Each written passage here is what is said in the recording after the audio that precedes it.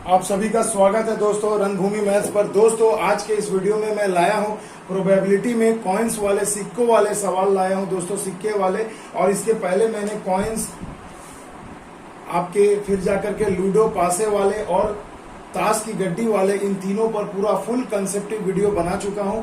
मगर दोस्तों अभी आपकी आरआरबी ग्रुप डी की परीक्षा होने वाली है जिसमें कंफर्म आपको इन तीनों पर से एक क्वेश्चन जरूर आएगा। तो आज का जो वीडियो है दोस्तों वो बिल्कुल सिक्कों पर आधारित रहेगा मेरे बच्चों, सिक्कों पर आधारित, जैसा कि आप क्वेश्चन में देख पा रहे हैं सिक्कों पर ही आधारित रहेगा। मगर इसके बाद भैया एक दिन मैं लूडो बताऊंगा और एक दिन पासे वाले बताऊंगा और एक दिन आपको ताश की गड्डी, तीनों को अच्छे से करके जाना, एक अंक आपका बिल्कुल पक्का हो जाएगा।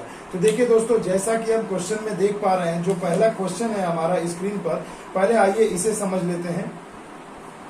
सबसे पहला जो क्वेश्चन है, देखिए कहा जा रहा है कि एक 4 सिक्कों को अगर एक साथ उछाला जाए तो प्रतिदर्श समाविष्टि की संख्या बताएं। मतलब कि दोस्तों कुल प्रोबेबिलिटी क्या होगी आने की। तो देखो भैया, प्रोबेबिलिटी का सबसे पहले जो बेसिक रूल है उसे जान लीजिए। चलिए मैं एक बार फिर बता देता हूं। देखो, प्रायिकता, कुल प्रायिकता का मतलब क्या होता है? प्रोबेबिलिटी का मतलब फॉर्मूला होता है आने की संभावना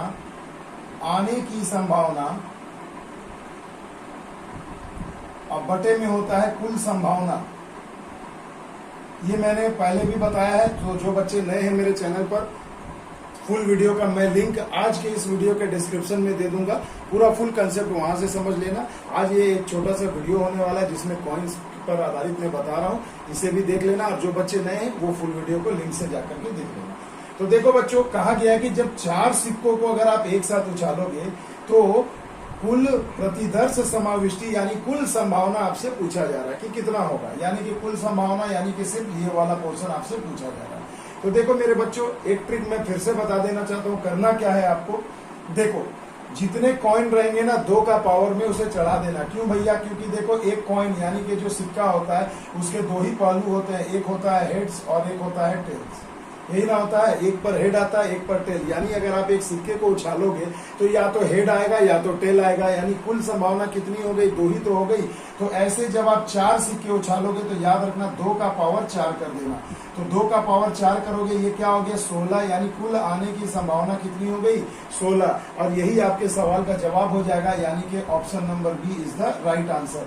यानी आपसे प्रतिदर्श समाविष्टि पूछा गया है, यानी कुल संभावना पूछा गया है, और यही आपके सवाल का जवाब हो जाएगा।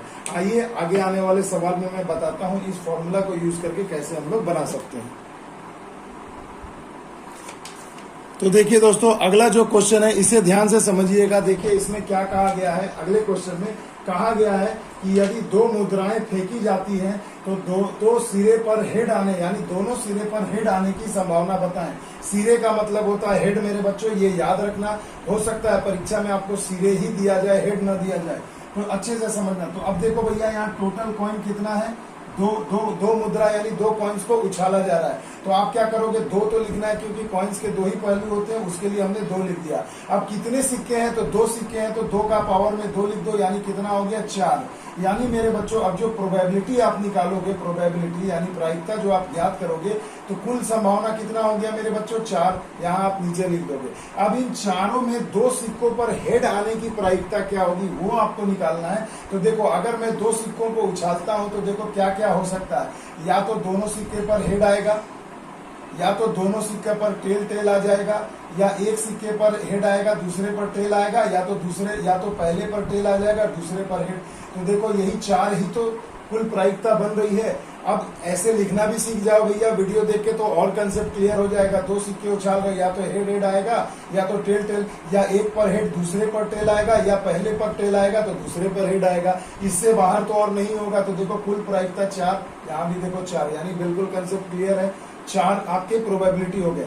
अब सवाल पे गौर करो, कहा जा रहा है कि दोनों सिरे पर हेड आए, तो दोनों सिरों पर हेड किस पर आएगा मेरे भाई? तो देखो यहाँ पर दोनों सिरे पर हेड दिख रहा है और बाकी पर हेड टेल हेड और टेल है। तो दोनों सिरों पर हेड पूछा जा रहा है, तो देखो केवल एक ही तो ऐसा मौका बनेगा। तो आने की संभावना हो गई 1 और कुल संभावना 4, यही 1/4 आपका आंसर हो जाएगा। और ऑप्शन नंबर सी आपका सही जवाब हो जाएगा मेरे बच्चों। देखो कितनी आसानी से चुटकियों में सॉल्व हो गया। सभी देखो आरआरबी के परीक्षा में है, तो सिक्कों पर 2, 3, 4 ऐसे ही सिक्कों पर पूछा जाता है, इससे बाहर नहीं जाएगा। तो अच्छे से प्रैक्टिस कर लेना।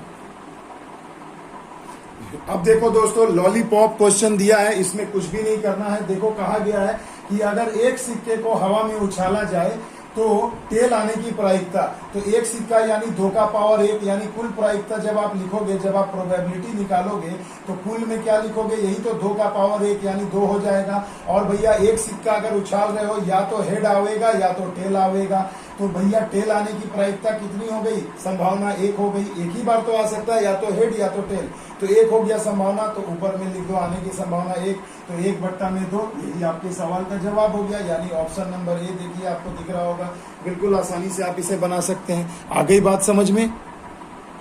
तो देखिए दोस्तों, अगला क्वेश्चन आपके स्क्रीन पर है, क्वेश्चन नंबर 4। देखिए क्या कहा गया है कि अगर 3 सिक्कों को हवा में उछाला जाए तो कम से कम एक चित यानी कि हेड आने की संभावना क्या है। तो मेरे बच्चों देखो, अब कहा गया 3 सिक्के, तो पहले ये देखो 3 सिक्कों के आने का संभावना क्या होगा, तो 2 का पावर में 3 कर दो तो कितना हो गया 8, यानी जब आप प्रोबेबिलिटी लिखोगे, प्रोबेबिलिटी, तो कुल संभावना कितना लिख दोगे, नीचे लिख दो 8, है ना। अब आइए मैं इसे भी समझाता हूं कि खोल करके 3 सिक्कों को कैसे आने की संभावना। तो देखो, एक पर मान लो तीनों पर हेड आ सकता है, उसके बाद देखो हेड आएगा, एक पर टेल आ जाएगा, उसके बाद देखो एक हेड एक टेल एक हेड आ सकता है, और एक क्या आ जाएगा भैया, टेल आएगा, तो दोनों पर हेड आ जाएगा, है ना। ये कुल संभावना हो गई कि नहीं मेरे भैया। तो देखो ये हो गया इस तरीके से हेड का, और टेल का क्या हो जाएगा, तो देखो दोनों पर, तीनों पर आपका टेल आ सकता है, फिर टेल हेड आ सकता है, या उसके बाद टेल हेड टेल आ सकता है, और एक क्या हो जाएगा मेरे बच्चों, एक पर हेड या तो दोनों पर टेल आ सकता है। तो देखो यही तो 8 प्रकार के 1 2 3 4 5 6 7 8, इसे लिखना जरूर सीख लेना मेरे बच्चों, ये लिखना आपको जरूर आना चाहिए परीक्षा के लिए। 3 पॉइंट बहुत इंपॉर्टेंट है। तो देखो मैं फिर से एक बार समझा देता हूँ, 3 सिक्के अगर आप एक साथ उछालोगे तो या तो तीनों पर हेड आएगा, या किसी 2 पर हेड आएगा तो 1 पर टेल, या तो 1 पर हेड आएगा, बीच वाला टेल आएगा, दूसरा हेड आएगा, या तो केवल पहला टेल आएगा, बाकी दोनों हेड आ जाएंगे। फिर इसके विपरीत टेल वाले कंसेप्ट पर जाइए कि तीनों पर टेल आ सकता है, या शुरू के 2 पर टेल आ गया तो 1 हेड आ जाएगा, या तो टेल हेड टेल आएगा, या 1 पर हेड आएगा, बाकी दोनों पर टेल आएगा। तो देखो इस प्रकार से आप इसे लिखना सीख जाइए। अब कहा जा रहा है कि कम से कम एक हेड आने की प्रायिकता क्या है। तो कम से कम जब आपको पूछा गया एक हेड लाने का, तो देखो कि कम से कम एक हेड किसमें है। तो देखो एक हमें ये वाला मिल गया, इस पर तो भैया तीनों हेड है, तो कम से कम एक हेड तो है। उसी प्रकार देखो यहाँ 2 हेड है, इसमें भी हेड है, यहाँ भी हेड है, यहाँ भी हेड है। देखो ये टेल ये नहीं होगा क्योंकि तीनों पर टेल है, तो देखो यहाँ भी हेड है, यहाँ भी हेड है, यहाँ भी हेड है, तो 8 में से 7 पर हेड है। तो आपकी प्रायिकता क्या हो जाएगी, 7/8, यानी कि देखो ऑप्शन नंबर डी आपको दिख रहा होगा, बिल्कुल सही जवाब है 7/8। आ गई बात समझ में। तो इन तीनों को लिखना सीखो मेरे बच्चों, ये सीख गए तो ये सब तो भरवली भी बना सकते हो। आ गई बात समझ में। आइए एक क्वेश्चन आखिर का और है, उसे भी हम लोग अच्छे से देख लेते हैं।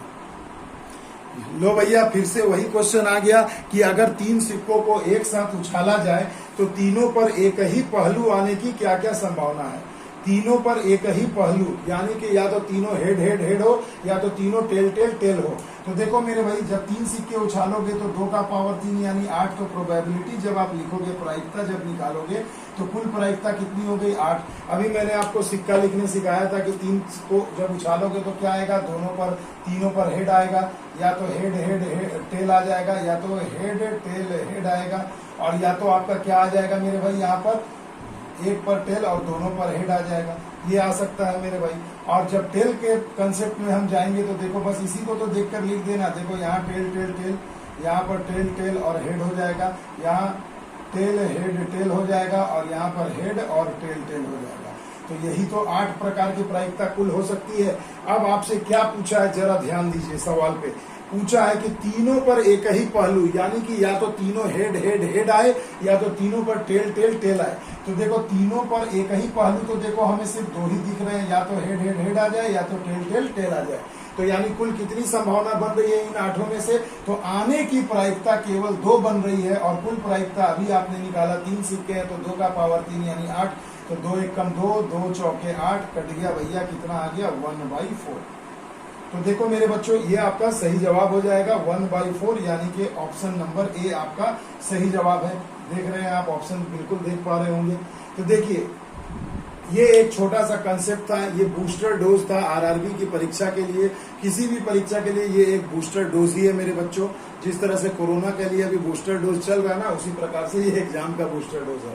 आई होप आपको मजा आएगा। मजा आएगा तो दोस्तों जरूर कमेंट में बताइएगा आपको वीडियो कैसा लगा।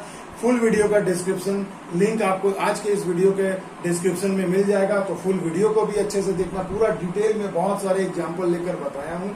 तो अगर वीडियो अच्छा लगे बच्चों तो लाइक शेयर एंड सब्सक्राइब जरूर करिएगा। मिलते हैं अगले वीडियो में, तब तक के लिए दोस्तों जय हिंद जय भारत।